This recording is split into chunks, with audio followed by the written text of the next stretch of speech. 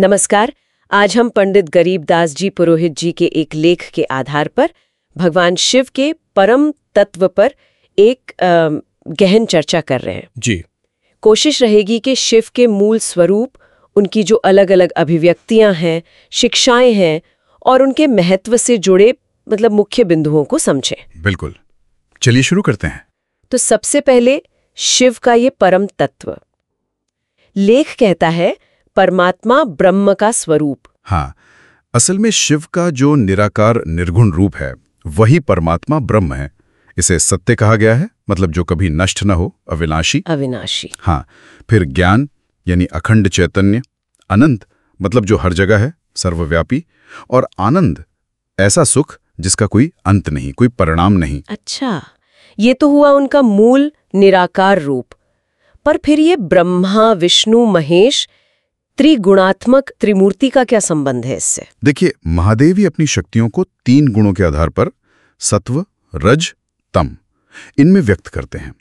तो ये सगुण रूप हैं। सगुण रूप मतलब गुणों के साथ। जी, यही ब्रह्मा विष्णु और महेश हैं, और हर ब्रह्मांड में यही ईश्वर कहलाते हैं।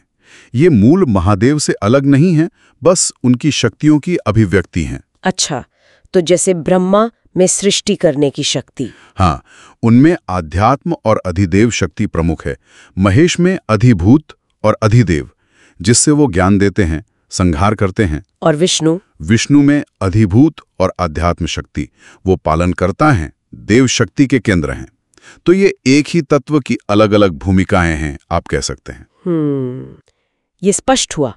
अब एक और दिलचस्प बात लेख में है, जीव ही शिव है।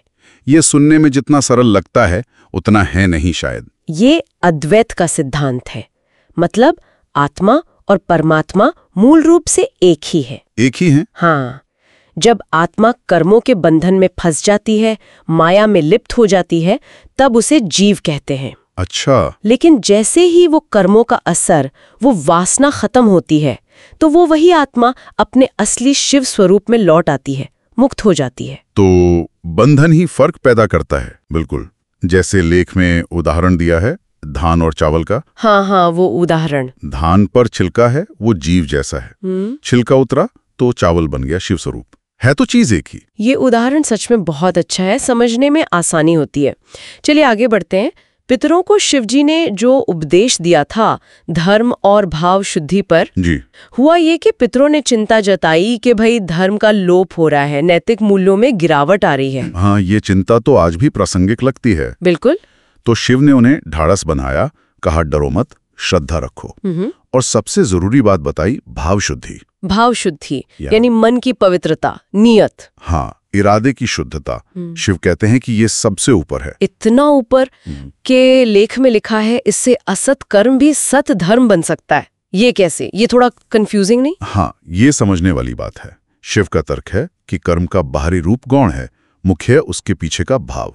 हाँ। अगर भाव शुद्ध है, नियत नेक है, तो ऊपरी तौर पर गलत दिखने वाला काम भी धर्म की श्रेणी में आ सकता है।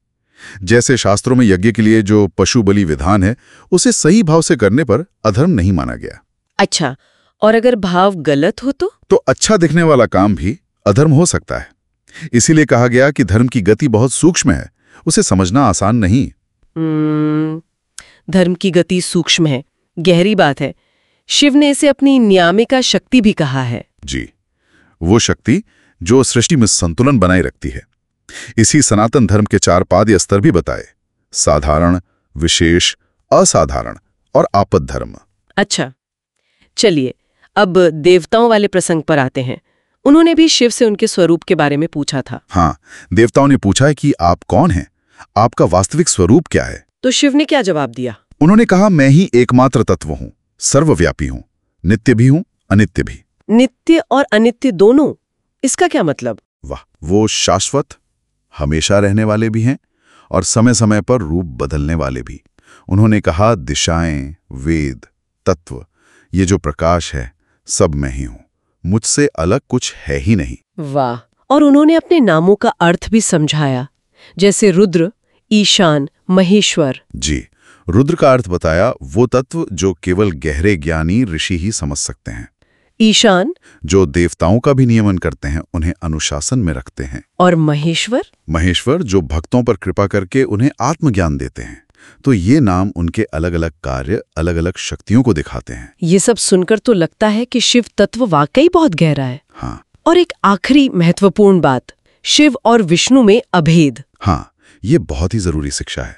शास्त्र बार बार कहते हैं कि जो शिव है वही विष्णु है, जो विष्णु है वही शिव। एक के हृदय में दूसरे का वास है। बिल्कुल।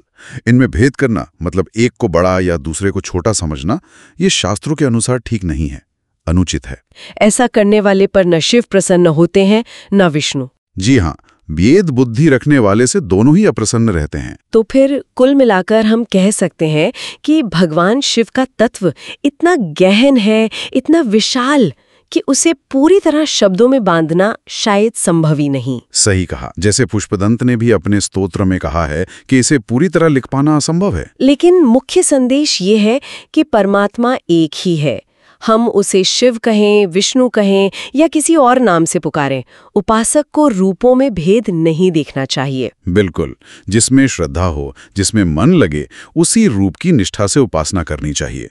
भाव महत्वपूर्ण है, भेद नहीं। तो आज की ये चर्चा यहीं समाप्त करते हैं, पर श्रोताओं के लिए एक विचार छोड़ जाते हैं। जरूर। शिव की ये शिक्षा कि शुद्ध भाव से अधर्म भी धर्म बन सकता है।